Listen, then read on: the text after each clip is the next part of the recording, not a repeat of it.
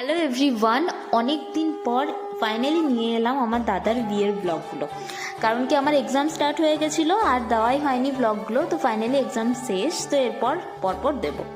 এখানে দেখতে পাচ্ছ যে আমি মেহেন্দি লাগিয়েছিলাম, আমার এক বান্ধবী আমাকে লাগিয়ে দিয়েছিল, ওর নাম শ্বেতা, খুব ভালো মেহেন্দি আর্টিস্ট।